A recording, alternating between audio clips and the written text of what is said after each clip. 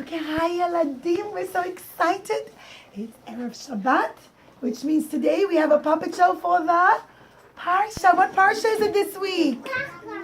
Let me hear it. The Parashat of the week is Lech, Lecha, Lech, Lecha, Lech, Lecha. The Parashat of the week is Lech, Lecha.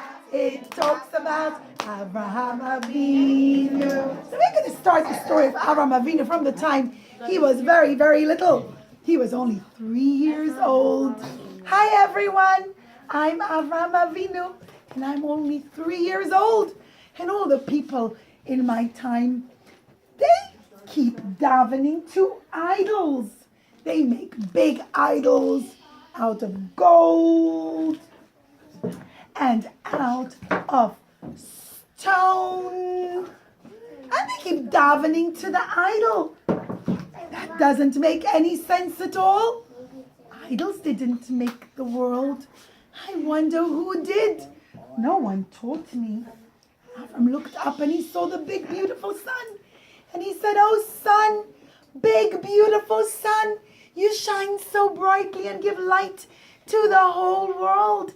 And you make flowers grow and fruits and vegetables. And you warm up everyone. Maybe you created the whole world." And the whole day, Avraham Avinu davened to the sun. And he said, "Mwah, I love you, son.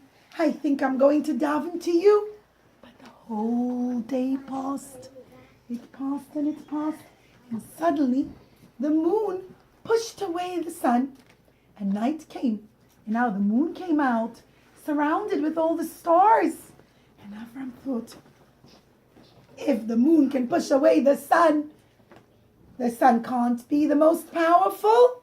He can't be the one that created the whole world. Maybe the moon did.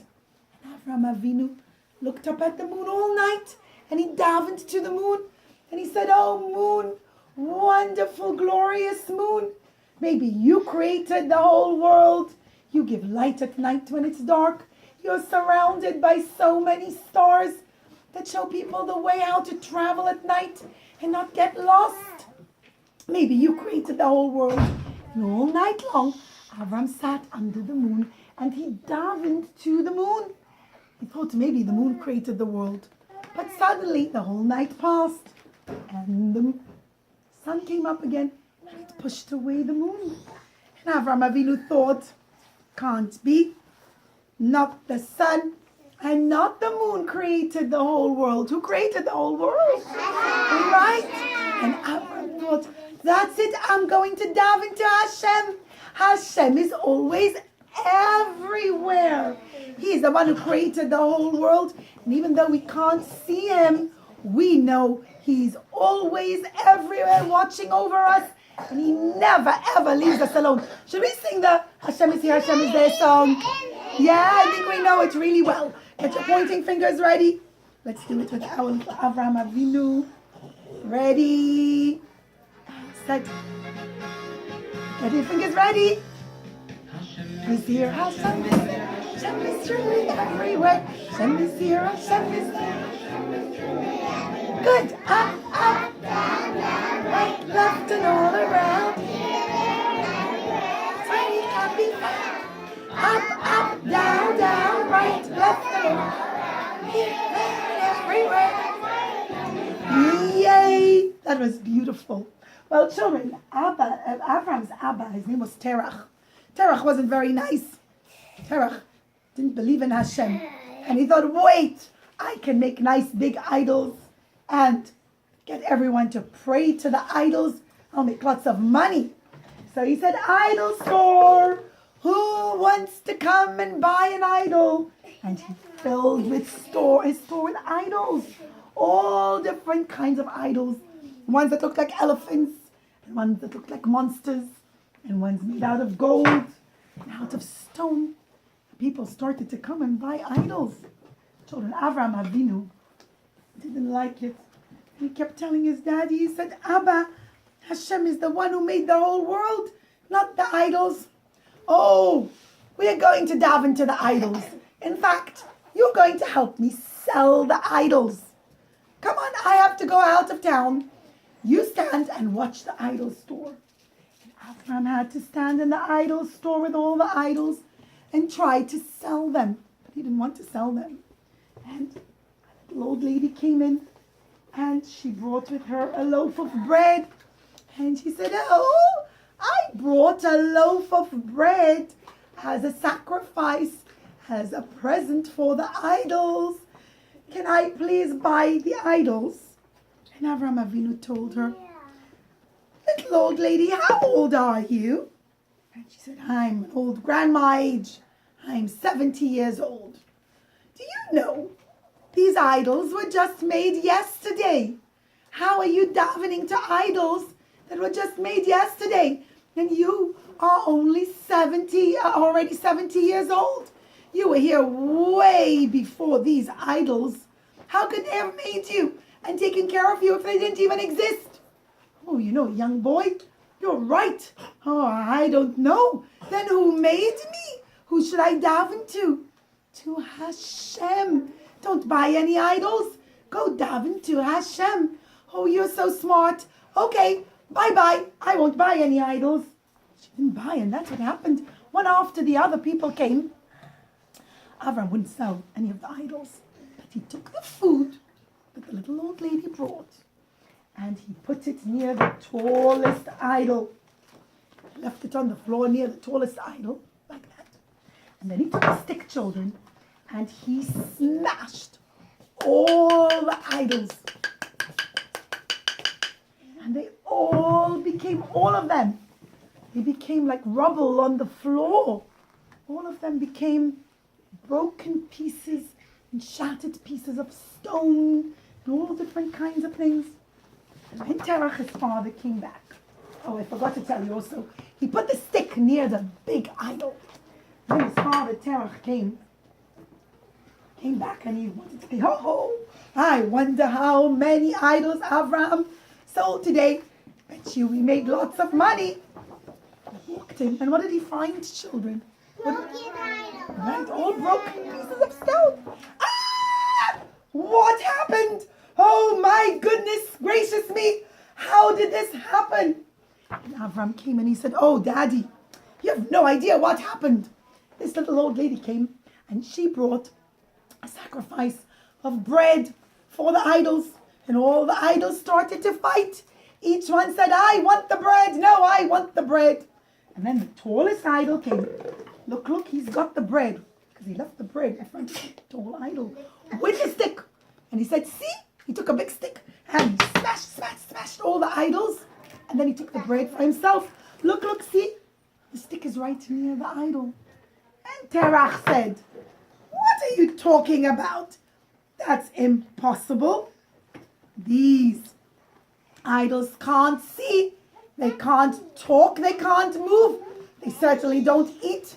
And they can't hold a big stick and start hitting each other. That's impossible. They're just stone. Well, then why do you daven to them? How can you daven to just stone? Obviously, they didn't make the whole world. Hashem did. Well, children, Terach wasn't very nice, children. And he told the big king, his name was Nimrod. Nimrod was a very not good king. And when Nimrod heard that he broke all the idols, he said, make a big fire and put Abraham in the fire. Oh wait, there's Morris' picture. Allah Aleinu, God forbid, he wanted to hurt Abraham. 1 second, children, very important. Gemara doesn't have a picture of the fire, but it doesn't really matter. Kids, fires are very, very, very not safe. When mommy's cooking on the stove, are we allowed to go and touch the stove, God forbid? Let's say there are candles. Mommy's lighting Shabbat candles. Can we go touch the Shabbat candles? Many of our... Okay, right. If you think you know fire is dangerous, go like this. Let me see everybody go like this. Now put your hand down. So children, fire is very not safe. We must never touch a box of matches or candles. If ever, let's say we want to light a Shabbat candle or Hanukkah candles, right? Or a birthday cake.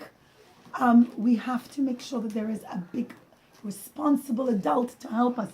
We never, ever, ever, ever touch matches on our own or go near fire or play with the stove. It's not safe.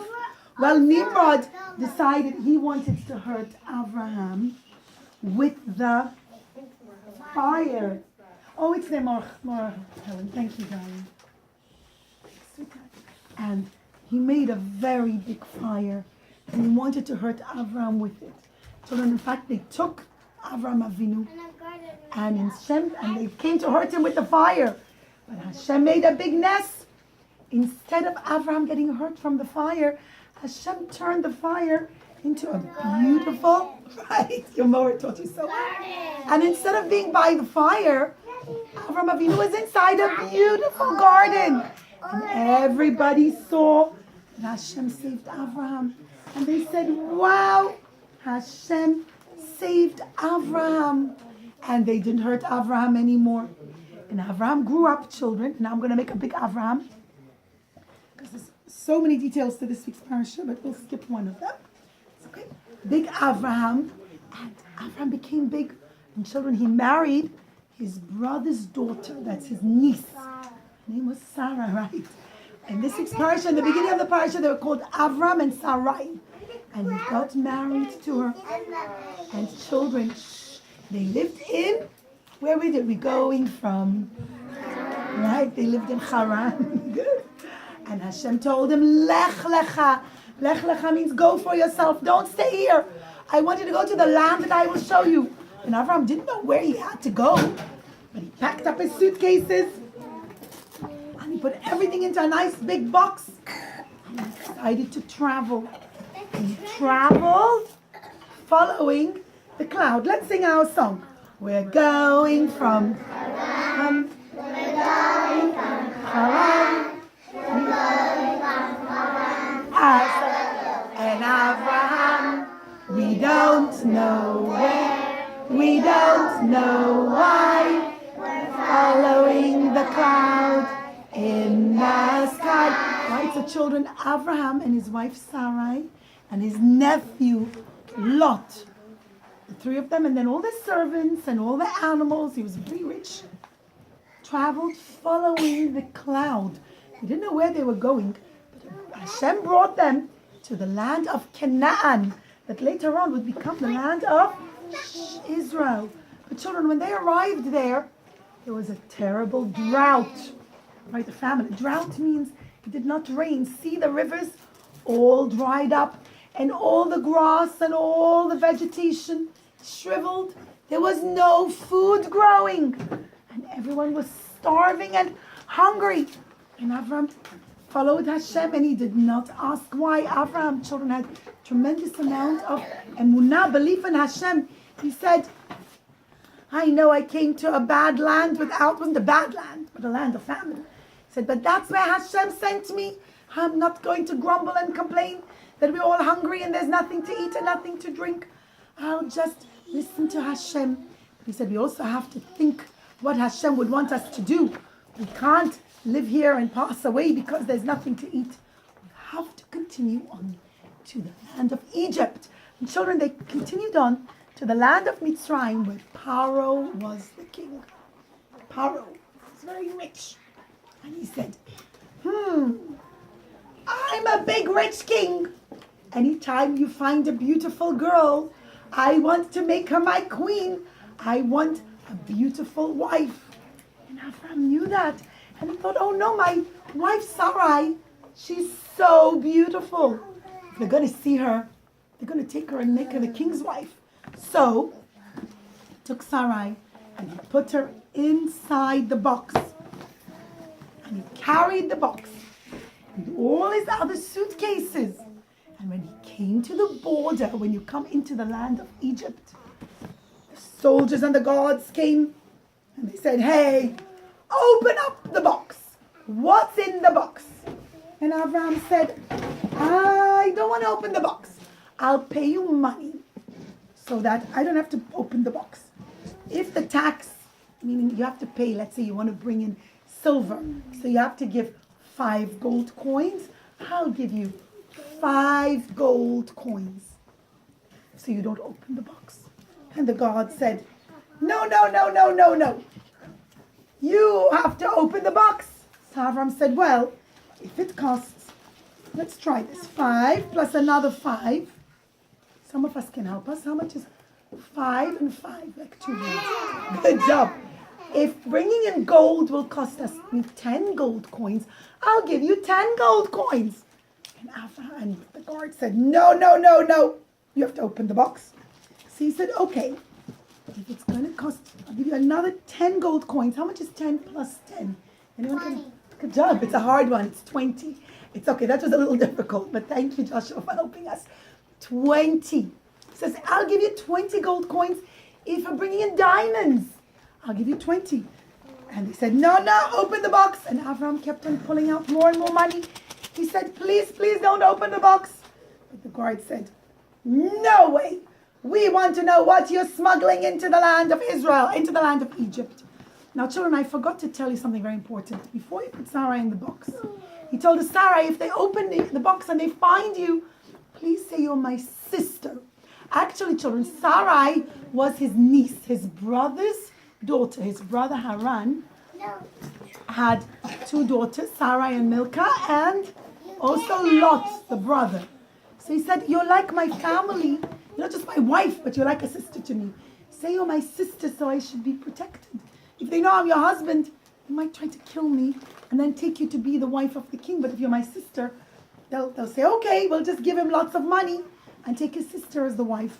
Well, children, they opened the box and they found beautiful Sarai inside. And they said, whoa, look at her. She's so gorgeous. She's perfect to be the queen of Egypt. We want a beautiful queen. This girl is fit to be the wife of a king. Who are you? How are you related to that man? And Sarai said, oh, she's my brother. He was her uncle and also her husband. But to protect herself and to protect Avram in particular, she said, he's my brother. And children, Lot was right there. Lot knew that she was really his wife. Do you know what, children? Even though Lot sometimes did wrong things, at this time he did the right thing. And he covered his mouth. And he wouldn't say anything. He wouldn't say, no, no, no, she's really Avram's wife. He just kept quiet and he walked away. And we're going to see that Hashem was very pleased with Lot and he rewards him. And he said, come with me. We are taking you to the palace of the king. And as soon as Paro saw Sarai, he said, wow, she's so beautiful, perfect. Yay, I'm going to make a big wedding. And Sarai davened to Hashem. I said, please, Hashem, I'm married to Avram. I don't want to go near any other man. Don't let any other man come anywhere near me. Please save me. And Hashem sent down a Malach Michael. Oh, thank you. Hashem sent down Malach Michael. And he came down with a big stick. Now, Sarai could see. She could see the Malach because she was a big tzaddiket. But Paro couldn't see. And every time Paro wanted to take one step in the direction of Sarai, Sarai called out and she said, ha, ha, which means hit him. I mean, like, push him away, don't let him come near me. And suddenly Paro found a big bang on his head on this side. Bang, bang, bang. Oh! What was that? He says, who hit me? Maybe it was the guard. You bad guard. Whack! Go away! You just hit me. Oh, no, not me, sir. I didn't do anything. Go the other side. You keep hurting me. So he stood on this side. And Hashem sent the Malach. And again, the Malach, anytime Paro tried to come closer, again he went, bash, bash, bash, bash. Ah! Bash, bash, bash, bash.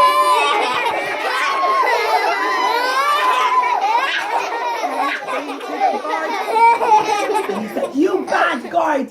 Go away. You keep hurting me. Oh, I didn't do anything. Stand all the way in the corner of the room where you can't hurt me anymore. Put him all the way in the corner. And I said, ha, good. No one's near me to hurt me. Now I can go near Sarai.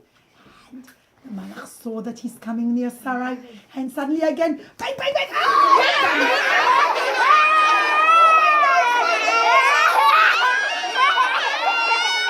Oh no. And Paro realized realized, he said, 1 minute, none of my guards are hurting me.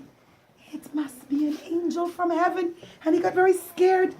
And he said, Hashem must have hurt me because Sarai must be Avram's wife, not his sister. And he says, why did you tell me she's really your sister when she's your wife? And Avram said, because I know how bad the people here, and if they would have found out she's my wife, they would have killed me and taken her. So I had to say she's my sister. Paro had to admit, yeah, you're right. But here, I'm going to give you lots and lots of money. Take all the money and all the animals and just go. Don't stay here in Mitzrayim before someone else tries to take her. I don't want to get punished again. And Avram left Egypt's children very, very rich. Paro gave them lots of animals and servants, and he sold them, and he had lots of jewels. He became very, very wealthy. Avram became incredibly wealthy, and he traveled with Lot. Now children, they all had sheep. Abraham had sheep, and Lot had sheep. And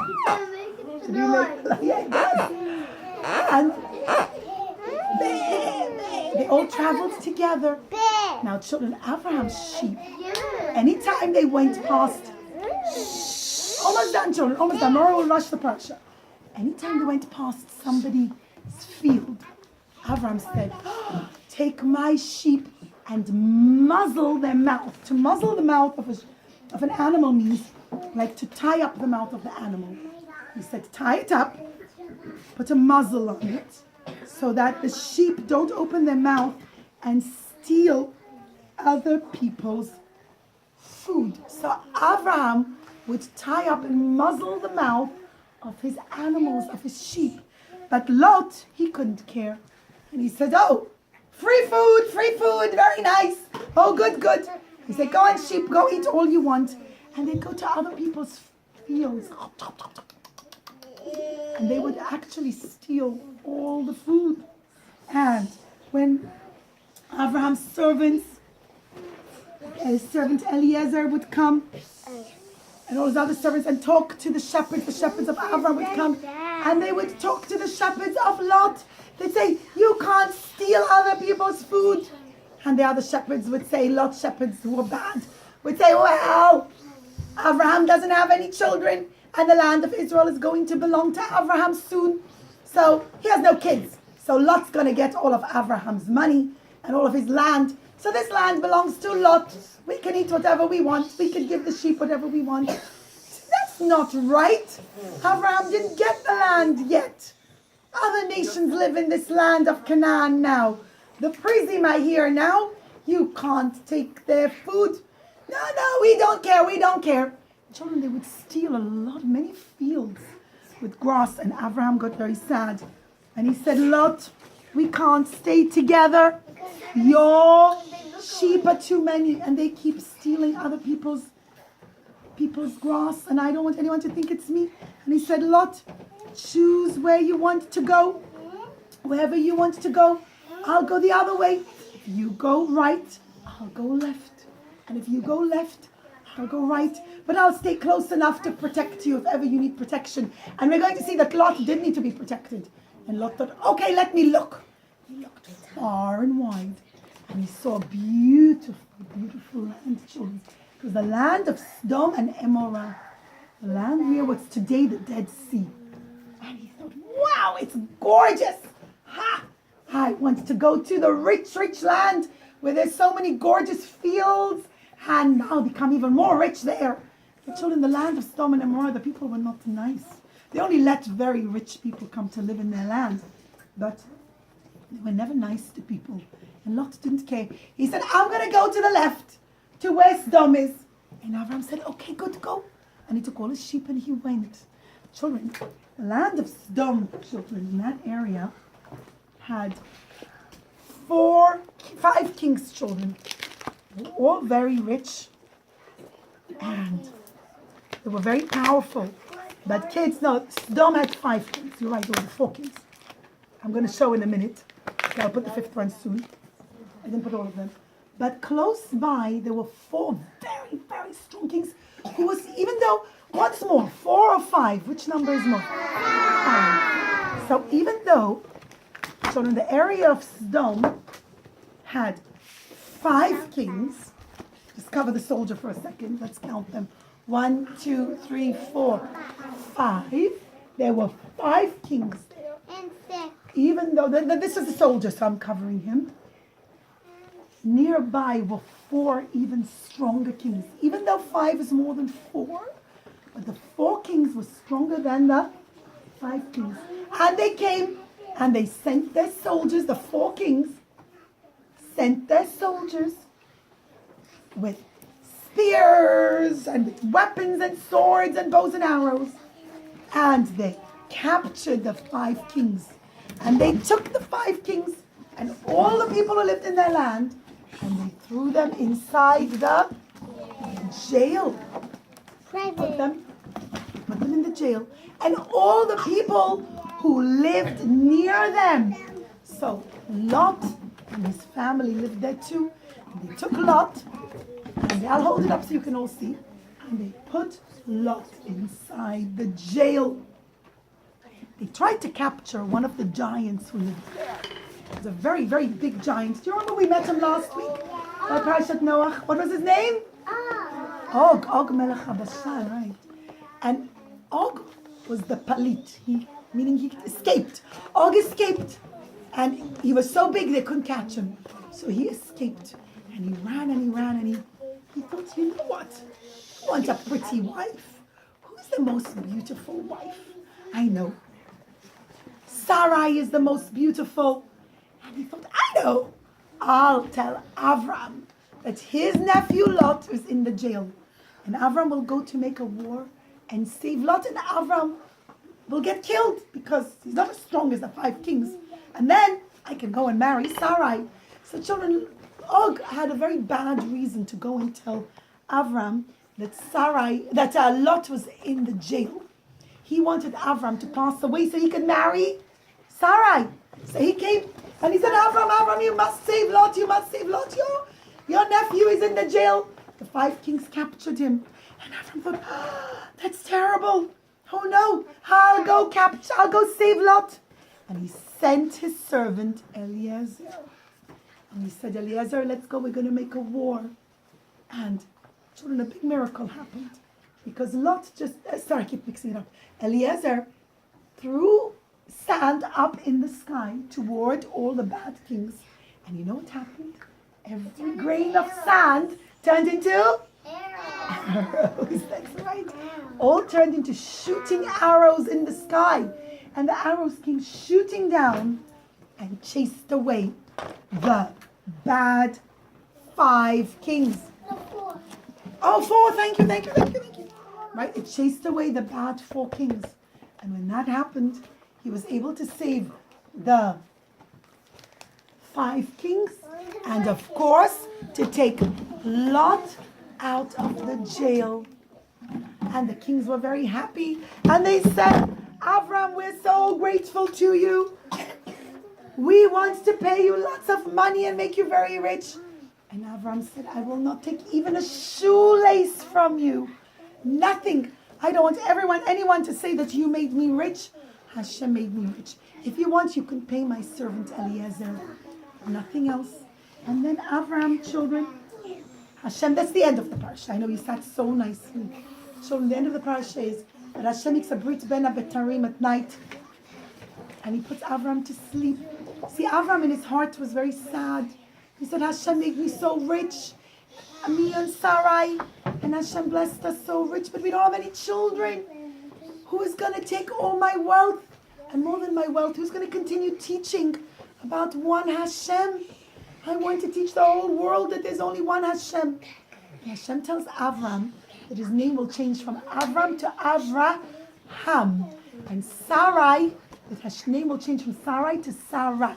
Children, Hashem put a big sleep on Avraham. And Hashem made a brit ben abetarim. And Hashem promised him that just like you can't count sand. We'll use a picture of the sand over here. Every grain of sand. So much sand in the world, you can't count the sand, so too you'll have so many children. You won't be able to count the sand, your children. And just like there's so many stars in the heavens, and you can't count the stars, so too you're going to have so many children just like the stars. Who made I Am a Star? I'm a Jewish Star project. I see some of you wearing your necklaces. Yay! Beautiful. Very nice. And Abraham thanked Hashem that he's going to have children. Hashem said, don't be sad, Abraham. You're going to have lots and lots and lots of children. From you will come the Jewish nation. Don't be scared. But at the end of the Parashat, we're going to continue next week. Hashem tells Abraham, you have to do the mitzvah of Brit Milah. You have to do the mitzvah of Brit Milah. We'll learn about it next week. I know Parashat was so long and you sat so nicely, kids. I am so proud of you. Thank you for listening.